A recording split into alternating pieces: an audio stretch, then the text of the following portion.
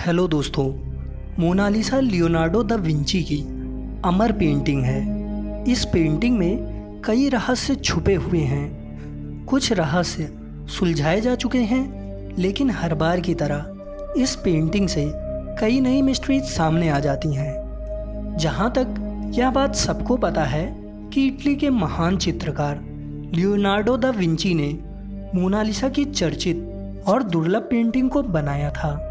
पर क्या आपको पता है कि पेंटिंग मोनालिसा का सही नाम मोना लिजा है, जिसका मतलब होता है माय लेडी। और महान चित्रकार लियोनार्डो दा विंची ने इस पेंटिंग को एक ह्यूमन हेयर से भी बारीक ब्रश से 21 बाई 30 इंच के लकड़ी के बोर्ड पर बनाई थी। इस पेंटिंग को लियोनार्डो दा विंची ने सन 1503 में बनाना शुरू किया था और इस पेंटिंग के होंठ बनाने में ही लियोनार्डो को 12 साल का वक्त लग गया था। और इसके बाद इस पेंटिंग के सभी पार्ट्स पर काम करने में 4 साल और लगे। अब आप ये सोच रहे होंगे कि किसी को एक पेंटिंग बनाने में इतना समय कैसे लग सकता है।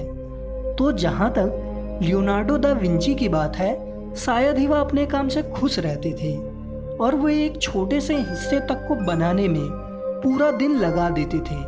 और वो इस पेंटिंग में कुछ ऐसा बना रहे थे जो सबके लिए मिस्ट्री बनी रहे। और साथ ही वे ज़्यादा अमीर तो थे नहीं, और उस समय उनको उन पेंटिंग में यूज़ करने के लिए मटेरियल भी खरीदने पड़ते थे, और वो मटेरियल बहुत महंगे होते थे। इस बात का खुलासा लोहर संग्रहालय में साइंटिस्ट की एक टीम ने किया।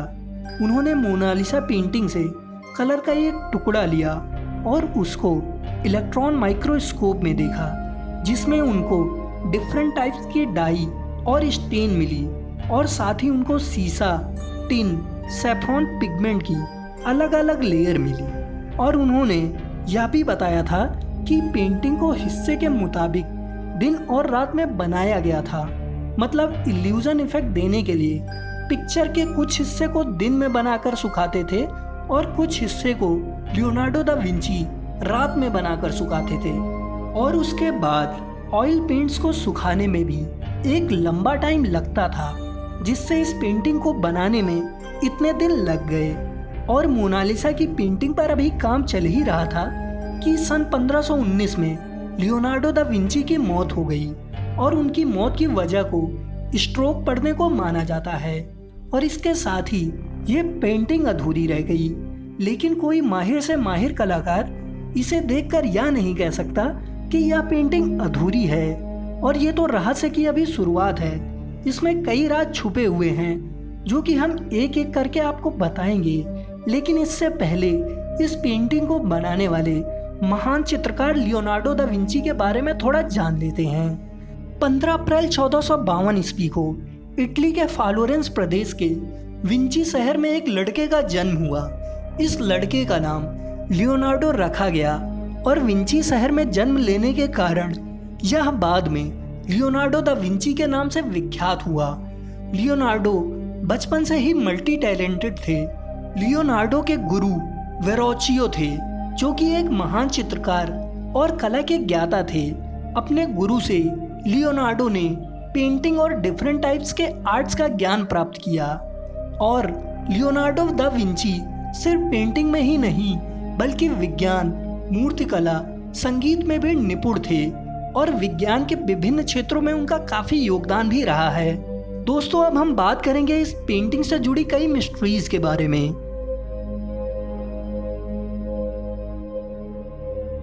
अक्सर यह सवाल लोगों के दिमाग में आता है कि यह पेंटिंग वास्तव में किसकी है। कौन थी यह सुंदर महिला जिसकी यह पेंटिंग बेमिसाल है। वास्तव में लियोनार्डो दा विंची के एक दोस्त थे जिनका नाम सर फ्रांसिस्को था। मोनालिसा लियोनार्डो के इसी दोस्त की पत्नी थी। कुछ लोगों का मानना है कि यह एक रेशम व्यापारी की पत्नी थी।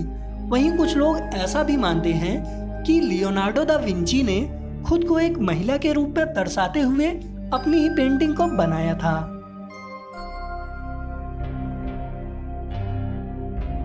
लियोनार्डो दा विंची की अमर पेंटिंग मोनालिसा को अगर आप गौर से देखोगे तो आपको कुछ सेकंड के भीतर भीतर मोनालिसा के हाव भाव बदलते नजर आएंगे। सबसे पहले आपको लगेगा कि मोनालिसा मुस्कुरा रही है। उसके बाद धीरे धीरे मुस्कान हल्की होती जाती है और कुछ देर में मुस्कान खत्म होकर एक उदासी में बदल जाती है। यह तीनों घटनाएं कुछ लम्हों में ही घटित होती हैं और इसी रहस्यमय मुस्कान और फिर उसके गायब हो जाने के रहस्य को जानने के लिए यूरोप की साइंटिस्ट की टीम ने कई प्रयोग किए। नंबर 1, स्फूमैटो प्रयोग। इस प्रयोग से यह पता चला कि मोनालिसा की पेंटिंग पर स्मोकी इफेक्ट डाला गया है। यह वो टेक्निक थी जो लियोनार्डो अपनी और भी पेंटिंग जैसे कि वर्जिन ऑफ द रॉक्स में भी कर चुके थे, बट मोनालिसा पेंटिंग में इसको ज़्यादातर आंखों के नीचे और होठों के पास किया है, जिसका मेन इफेक्ट ये हुआ है कि इसमें कोई लाइंस और बॉर्डर्स नहीं दिख रहे, जिसकी वजह से मैजिकल इल्यूजन इफेक्ट क्रिएट हो रहा है। और यही रीज़न है कि मोनालिसा की पेंटिंग का हाव भाव कुछ ही पलों में चेंज हो जाता है। Number 2, photo electric effect. इस सोच से मालूम हुआ कि मोनालिसा की मुस्कान फोटो इलेक्ट्रिक इफेक्ट का कमाल है और फोटो इलेक्ट्रिक इफेक्ट का लियोनार्डो दा विंची ने बखूबी इस्तेमाल किया है।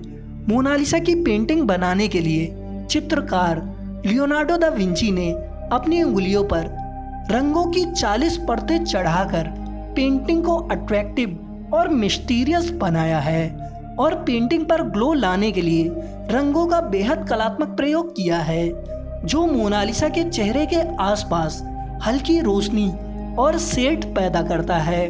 और साथ ही रंगों का इस्तेमाल इतनी महारत से किया गया है कि मोनालिसा की मुस्कान हर पल बदलती हुई महसूस होती है। नंबर 3, एक्सरे जांच। एक्सरे जांच से मालूम हुआ कि मोनालिसा की पेंटिंग की ग्लो रंगों की बहुत सी परतों और रंगों के प्रभाव के बदलते स्तरों की वजह से है। एक्सरे पढ़ने वालों के अनुसार दा विंची ने पेंट की तकरीबन 40 परतों का इस्तेमाल किया, जिसमें आश्चर्यजनक रूप से केवल 40 माइक्रोमीटर पेंट शामिल थे, जो कि इंसान के ह्यूमन हेयर की चौड़ाई का आधा है।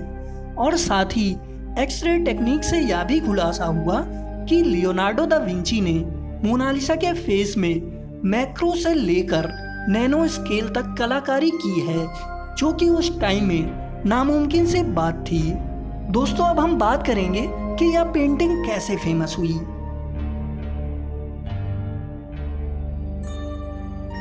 इस पेंटिंग को मशहूर बनाने में इस पेंटिंग के दीवानों का भी बहुत बड़ा हाथ है। जैसे कि कुछ लोग मोनालिसा की पेंटिंग से इस तरह प्यार करते हैं जैसे वो आज भी कहीं जीवित है और वो वापस आ जाएगी। और इसी कारण सन 1852 में ल्यूक मास्पेरो नाम के एक शख्स ने होटल की ऊंची छत से कूदकर आत्महत्या कर ली और उसने सुसाइड नोट में लिखा था कि वो मोनालिसा के प्यार में दीवाना हो चुका है। इसी तरह मोनालिसा के लाखों दीवाने होते जा रहे हैं और बहुत से लोग फ्रांस के म्यूजियम में मोनालिसा की पेंटिंग के सामने प्रेम पत्र, गिफ्ट और फूल रखकर जाते हैं।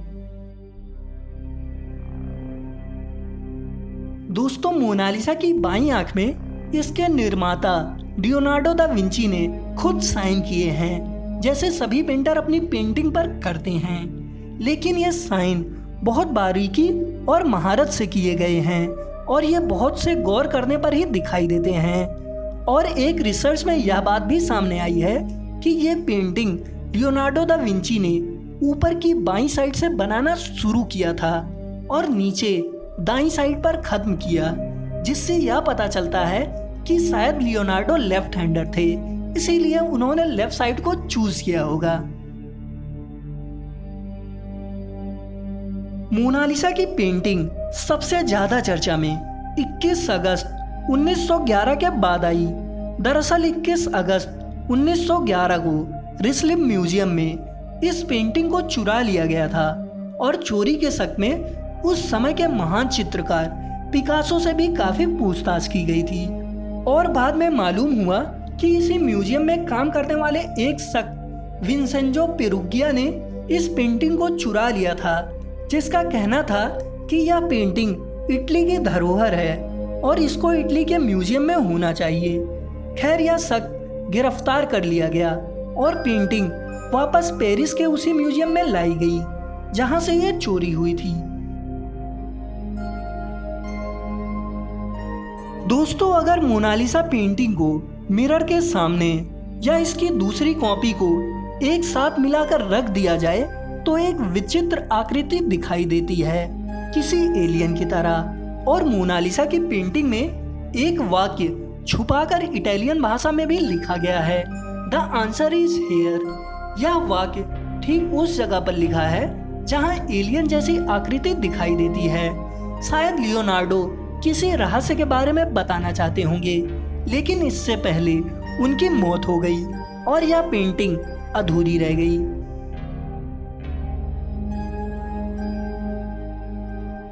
जी हाँ, यह वही पेंटिंग है जो बिल्कुल मोनालिसा जैसी दिखती है और ये कांडे म्यूजियम में रखी है। इस पेंटिंग का नाम मन्ना वेन्ना है और विशेषज्ञों का अनुमान है कि यह पेंटिंग भी लियोनार्डो दा विंची ने खुद बनाई होगी। दुनिया में एक से एक कीमती पेंटिंग मौजूद है, लेकिन अगर दुनिया की सबसे महंगी पेंटिंग की बात की जाए तो वो है लियोनार्डो दा विंची की पेंटिंग मोनालिसा। वर्तमान में मोनालिसा पेंटिंग की कीमत $850 मिलियन है, जो कि सबसे ज्यादा प्राइस वैल्यू है। तो दोस्तों, कैसी लगी ये वीडियो? प्लीज इस वीडियो को लाइक और शेयर जरूर करें और अगर आपने हमारे चैनल को सब्सक्राइब नहीं किया है तो सब्सक्राइब जरूर कर लें, ताकि हम आपके लिए इंटरेस्टिंग वीडियोस लाते रहें।